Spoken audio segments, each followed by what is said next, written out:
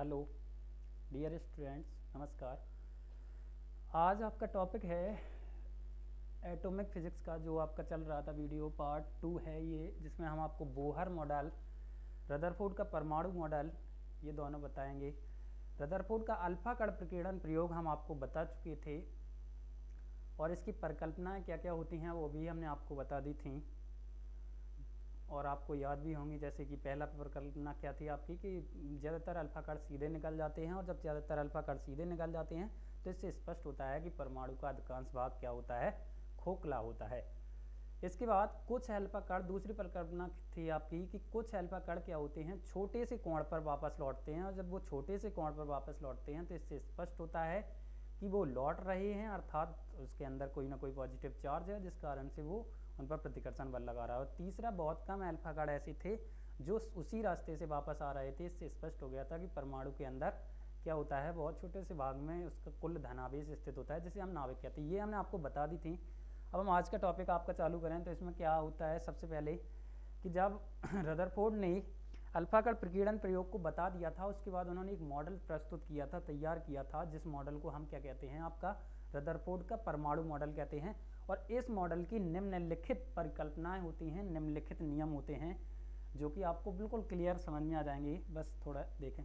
तो सबसे पहली परिकल्पना क्या होती है कि जो परमाणु होता है वो क्या होता है, उसका अधिकांश भाग खोखला होता है। और जब अधिकांश भाग खोखला होता है तथा इसकी जो त्रिज्या होती है वो कितनी होती है, 10⁻⁻10 मीटर होती है। पहली याद क्या बताया हमने, परमाणु का अधिकांश भाग खोखला होता है तथा इसकी त्रिज्या 10⁻⁻10 मीटर होती है। दूसरा पॉइंट कि परमाणु का जो संपूर्ण धनावेश होता है वो एक बहुत छोटे से स्थान में स्थित रहता है, और उसी को हम क्या कहते हैं, नाभिक कहते हैं। ये भी याद हो गई। तीसरी परिकल्पना कि जो इलेक्ट्रॉन होता है वो क्या करता है कि परमाणु के अंदर जो खोखला भाग होता है, जिसकी त्रिज्या कितनी होती थी, 10⁻⁻10 मीटर, उसी में क्या करता रहता है, लगातार चक्कर लगाता रहता है। और जब ये चक्कर लगाता रहता है तथा इसका जो कुल ऋणावेश होता है वो क्या होता है, परमाणु के धनावेश के क्या होता है, बराबर होता है।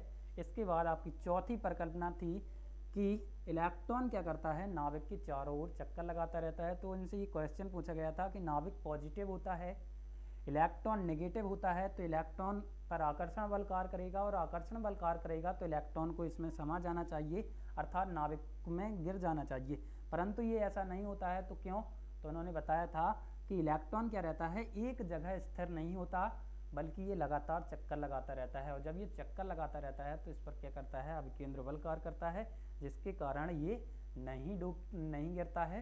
और जिस प्रकार से सूर्य के चारों ओर ग्रह चक्कर लगाते हैं, वैसे ही इलेक्ट्रॉन भी नाभिक के चारों ओर चक्कर लगाता रहता है। इस कारण रदरफोर्ड मॉडल को हम ग्रही मॉडल भी कहते हैं। ये आपसे क्वेश्चन पूछा जा सकता है, प्लेनेटरी मॉडल या ग्रही मॉडल क्या है। तो रदरफोर्ड का जो परमाणु मॉडल होता है उसी को हम क्या कहते हैं, ग्रही मॉडल कहते हैं, या फिर आपका प्लेनेटरी मॉडल कहते हैं। इसके बाद ये जो आपका रदरफोर्ड मॉडल था वो काफ़ी घटनाओं की व्याख्या कर देता है इसके बाद, लेकिन इसमें कुछ कमियां भी हैं। और वो कमियां क्या हैं कि ये मॉडल परमाणु के स्थायित्व के बारे में कोई जानकारी नहीं देता है। क्लियर, क्या बताया हमने आपको, पहली कमी क्या है कि ये मॉडल परमाणु के स्थायित्व के बारे में जानकारी नहीं देता है।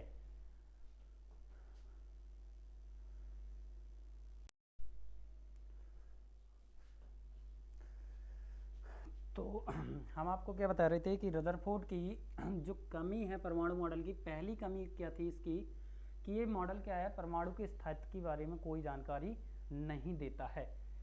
अब ये क्वेश्चन आया कि कैसे ये स्थायित्व की व्याख्या नहीं कर पाता।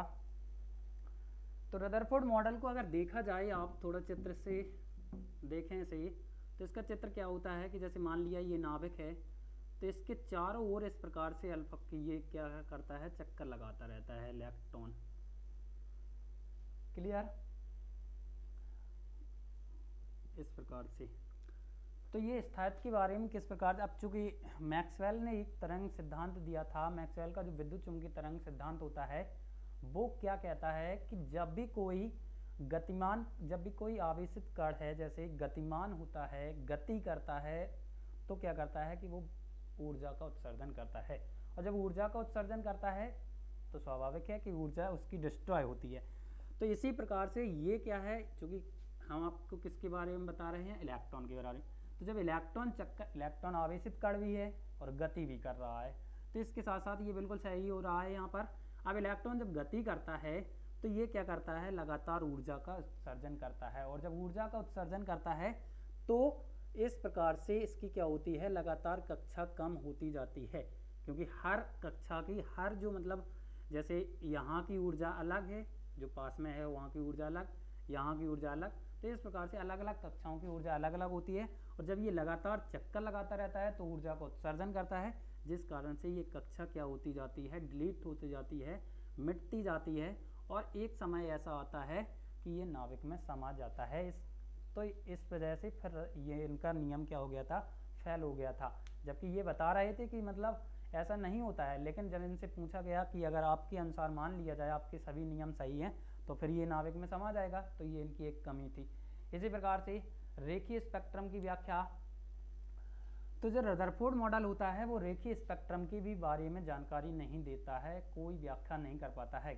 और कैसे नहीं कर पाता, तो इसके बारे में भी हम आपको बता दें कि रदरफोर्ड मॉडल के अनुसार लगातार ये कक्षाओं में घूम रहा था, और जब लगातार कक्षाओं में घूम रहा था तो जब हर एक स्थान पर इसकी ऊर्जा क्या होती है, अलग अलग होती है, और जब ऊर्जा अलग अलग होती है तो ये क्या करता है, जब ऊर्जा का उत्सर्जन करता है तो उससे क्या होती है कि अलग मतलब जो एक स्पेक्ट्रम होता है उसमें क्या होता है, रेखाएं प्राप्त होने लगती हैं। मान लिया कि जब यहाँ थी तो यहाँ रेखा प्राप्त हो रही, जब यहाँ आया तो यहाँ आ रही। तो इस प्रकार से क्या रहती है, स्पेक्ट्रम में क्या रहती हैं, बहुत सारी आवृत्तियों वाली रेखाएं हमें प्राप्त हो जाती हैं।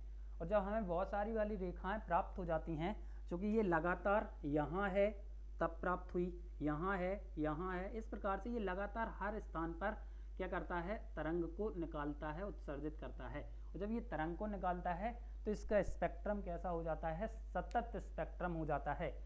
जबकि जो स्पेक्ट्रम परमाणु का होता है वो कैसा होना चाहिए, विविक्त होना चाहिए या रेखीय होना चाहिए। जबकि रदरफोर्ड के अनुसार यदि ये लगातार ऊर्जा का उत्सर्जन कर रहा है तो लगातार तरंगें प्राप्त होंगी, और लगातार तरंगें प्राप्त होंगी तो ये फिर रेखीय स्पेक्ट्रम के बारे में नहीं बता पाएगा। ये रदरफोर्ड मॉडल की दो कमियां थी, उम्मीद करते हैं आपको अच्छे से समझ में भी आई होंगी। इसके बाद आपका न्यू टॉपिक है हाइड्रोजन परमाणु का बोहर मॉडल। इसी के बारे में आज हम आपको बताएंगे, बोहर मॉडल। और ये क्वेश्चन इतना ज़्यादा इम्पोर्टेंट है, मान लीजिए कि आपके लिए यूपी 2021 में ये कंफर्म क्वेश्चन है आपके लिए, बहुत ज़्यादा इम्पोर्टेंट, वेरी मोस्ट आईएमपी। हर वर्ष लगभग ये क्वेश्चन पूछा जाता है, बोहर मॉडल की परिकल्पना है। सो आप इसे बहुत ध्यान से समझेंगे और ये कंप्लीट भी करेंगे।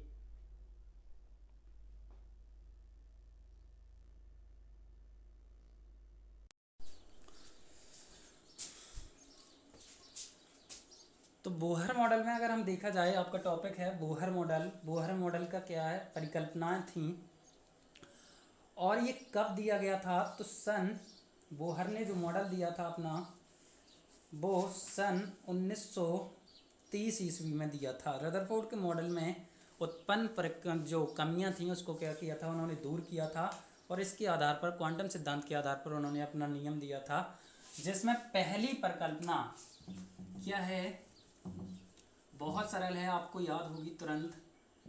इलेक्ट्रॉन जो होता है वो केवल उन्हीं कक्षाओं में चक्कर लगाता है जिसका कोणीय संवेग को हम किससे व्यक्त करते हैं, जे से। फर्स्ट ईयर क्लास में पढ़ाया था आपको, कोणीय संवेग क्या होता है, जे, जिसका कोणीय संवेग h/2π का क्या होता है, पूर्ण गुणज होता है।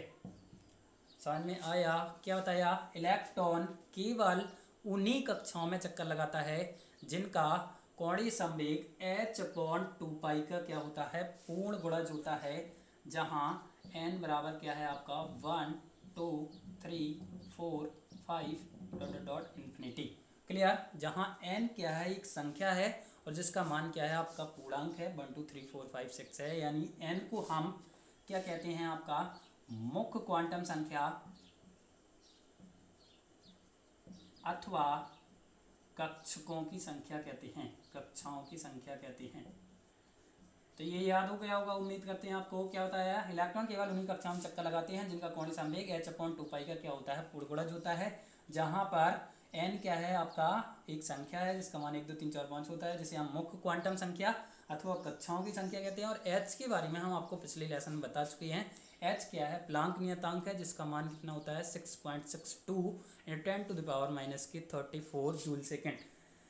इसके बाद अब यदि इलेक्ट्रॉन का द्रव्यमान कितना हो m, वेग कितना हो, वेग कितना v, द्रव्यमान m, और वो जिस कक्षा में चक्कर लगा रहा है उसकी त्रिज्या कितनी हो r, तो कोणीय संवेग बराबर क्या होता है, J बराबर mvr। ये कैसे आया, तो सूत्र होता है J बराबर I ओमेगा, I का मान होता है mr² और ओमेगा का मान होता है v/r, सो r से r कैंसिल, तो J बराबर आ जाएगा आपका mvr। अतः हम ये लिख सकते हैं यहाँ से आपके लिए कि आपका J का मान निकल कर आया है mvr, तो mvr बराबर निकल कर आ जाएगा आपका nh/2π। यही क्या है, बोहर का फर्स्ट परिकल्पना है, बोहर के अवगृहित हैं पहला नियम है। उम्मीद करते हैं आपको ये समझ में आ गया होगा। और इस समीकरण को हम क्या कहते हैं, बोहर का क्वांटीकरण प्रतिबंध भी कहते हैं। जिसके बाद दूसरा नियम आता है आपका नियम नंबर 2 कि इलेक्ट्रॉन सभी कक्षाओं में चक्कर नहीं लगाता बल्कि कुछ निश्चित आवृत्ति वाली कक्षाओं में चक्कर लगाता है, और जिन कक्षाओं में चक्कर लगाता है उन्हीं कक्षाओं को हम क्या कहते हैं, स्थायी कक्षाएं कहते हैं। क्लियर आपको क्या बताया, इलेक्ट्रॉन सभी कक्षाओं में चक्कर नहीं लगाता बल्कि कुछ निश्चित आवृत्ति वाली कक्षाओं में चक्कर लगाता रहता है, और जिनमें चक्कर लगाता है उन्हें हम स्टेबल ऑर्बिटल अथवा स्थायी कक्षाएं कहते हैं। और स्थायी कक्षाएं कहते हैं। और स्थायी कक्षा में जब इलेक्ट्रॉन चक्कर लगाता है तो वो कभी भी ऊर्जा का उत्सर्जन नहीं करता है। ये आपकी दूसरी परिकल्पना थी, जबकि उसके पास अपकेंद्र त्वरण होता है। क्लियर, हमने क्या बताया, इलेक्ट्रॉन केवल उन्हीं कक्षाओं में इलेक्ट्रॉन जो होता है केवल निश्चित कक्षाओं में चक्कर लगाता है, और जिन कक्षा में चक्कर लगाता है उन्हें हम स्थायी कक्षाएं कहते हैं, और स्थायी कक्षा में कभी भी इलेक्ट्रॉन ऊर्जा का उत्सर्जन नहीं करता है। तीसरा नियम क्या है कि इलेक्ट्रॉन क्या रहता है, सामान्यतः मूल अवस्था में रहता है, नीची अवस्था में रहता है, लेकिन जब इसे बाहर से कुछ ऊष्मा दे दी जाती है तो ये क्या करता है, अपनी नीची वाली कक्षा को छोड़कर ऊंची वाली कक्षा में चला जाता है, और वहाँ कितनी देर के लिए रुकता है, 10⁻⁸ सेकंड के लिए रुकता है और वापस लौट आता है। जब वापस लौटता है तो क्या करता है, विद्युत चुम्बकीय तरंगों के रूप में ऊर्जा का उत्सर्जन करता है। क्लियर, यदि इसकी नीचे वाली कक्षा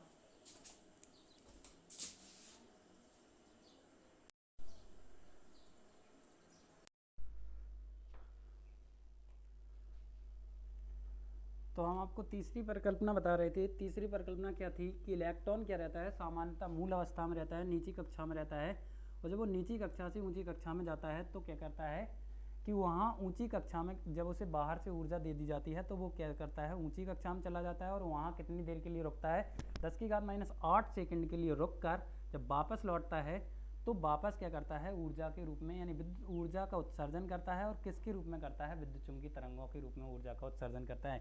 यदि नीची कक्षा में ऊर्जा E1 हो, ऊंची कक्षा में ऊर्जा कितनी हो आपकी E2, तब हम इनके बीच ऊर्जा देख सकते हैं, ऊर्जा में अंतर। तो ऊर्जा में अंतर क्या होगा, डेल्टा E बराबर E2 - E1, या फिर चूंकि E2 - E1 ये ऊर्जा है, और ऊर्जा बराबर क्या होता है h न्यू, क्योंकि वो फोटोन के रूप में ऊर्जा को निकालेगा, तो न्यू बराबर क्या हो जाएगा, E2 - E1 बटे h। इस समीकरण को हम बोहर का कौन सा समीकरण कहते हैं, आवृत्ति प्रतिबंध कहते हैं। इस प्रकार से आपकी ये तीनों परिकल्पनाएं संपन्न हुई, जिसमें हमने आपको अच्छे से बता दिया है। अगर आपको समझ में ना आए तो वीडियो को दोबारा देखिए, कम से कम पॉज करके देखिए, उसे रोक कर लिख लीजिए, और उम्मीद करते हैं वैसे आपको समझ में आ जाएंगी ज़रूर। इसके बाद बोहर मॉडल में क्या कमी, मतलब कि बोहर मॉडल ने क्या कमियों को दूर किया था। तो बोहर मॉडल ने, ये आपके सामने जो चित्र है ये आपका क्या है, रदरफोर्ड मॉडल है, और ये कौन सा मॉडल है, बोहर मॉडल है। रदरफोर्ड मॉडल में क्या है, इलेक्ट्रॉन लगातार चक्कर लगाता है, जबकि बोहर मॉडल में अलग अलग कक्षाओं में चक्कर लगाता है। इसमें कोई कक्षा नहीं होती, मतलब कि एक निश्चित इस प्रकार से चक्कर लगाता रहता है। जब ये निश्चित इस प्रकार से चक्कर लगाता रहता है तो ये लगातार क्या करता है, गति करता है, जिस कारण से ये ऊर्जा का डिस्ट्रॉय करता है। जबकि इसमें क्या रहता है कि प्रत्येक कक्षा में क्या रहता है, ये एक निश्चित कक्षा में ही बंधा रहता है, जिस कारण से ये एक कक्षा से दूसरी कक्षा में नहीं जा पाता, जबकि इसमें एक कक्षा से दूसरी कक्षा में चला जाता है, जिस कारण से इसका स्थायित्व नहीं रह पाता है और इसमें स्थायित्व बना रहता है, क्योंकि इलेक्ट्रॉन एक कक्षा से दूसरी कक्षा में नहीं जा पाता और वो ऊर्जा भी उत्सर्जन नहीं करता। दूसरी आपकी प्रॉब्लम क्या थी कि इलेक्ट्रॉन सर रदरफोर्ड स्पेक्ट्रम, जो रदरफोर्ड का स्पेक्ट्रम था वो कैसा था, सतत था, तो और बोहर का स्पेक्ट्रम सतत नहीं होना चाहिए। तो वो उन्होंने क्या बताया था कि जब ये क्या करता है, लगातार चक्कर नहीं लगाता, केवल निश्चित कक्षाओं में चक्कर लगाता रहता है, और जब निश्चित कक्षाओं में चक्कर लगाता रहता है तो निश्चित ही ये क्या करता है, तरंगें निकालता है। और जब ये निश्चित तरंगें निकालता है तो इस कारण से हमें कुछ निश्चित तरंगें प्राप्त होती हैं, जबकि इसमें हमें तरंगें लगातार प्राप्त होती थी, जिस कारण से स्पेक्ट्रम सतत हो जाता है। सतत का मतलब आप समझ रहे होंगे, लगातार प्राप्त होता है। और ये स्पेक्ट्रम क्या होता है आपका, लगातार प्राप्त नहीं होता, ये स्पेक्ट्रम क्या होता है आपका, रेखीय स्पेक्ट्रम हो जाता है, क्योंकि इसमें कुछ निश्चित आवृत्ति की तरंगें ही उपस्थित होती हैं। तो ये आपकी बोहर मॉडल की कमियां भी हो कंप्लीट। और आप लोग वीडियो को ज़्यादा से ज़्यादा शेयर करिए, लाइक करिए, क्योंकि ये बहुत सारे लोगों के पास वीडियो नहीं पहुंच पाता है, तो उनके पास आप पहुंचाते रहिए। और जो लोग चैनल पर नए हैं वो कम से कम चैनल को सब्सक्राइब ज़रूर करें, घंटी बजा दें, जिससे क्या है आपके पास नए वीडियो की नोटिफिकेशन पहुंच जाएगी। धन्यवाद।